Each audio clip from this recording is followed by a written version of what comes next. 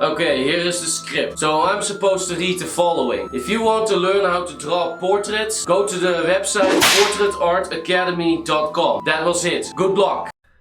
So something I wanted to show in this video is that, see, this is a drawing, this is not a photograph, but obviously it's made from a photograph, and so the artist really took his or her time to put the reflection in all these drops of water in there, or all these streams of water.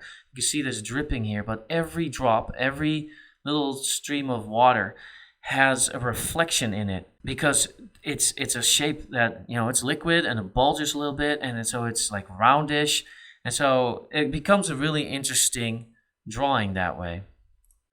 Here's another example. This is not a painting, but it's a photograph, and really interesting when you see all these little details. See, sometimes people that create hyperrealism, they like little inadequacies, these little details that make it look like you're not perfect or smooth.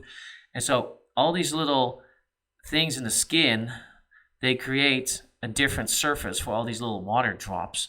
And so when you're creating a portrait like this, you'd be doing a lot of stippling with your white pencil, covering the darker areas. So yeah, very interesting when you combine water or liquid or reflective surfaces, whether it's liquid or solid, with other elements in a piece of art.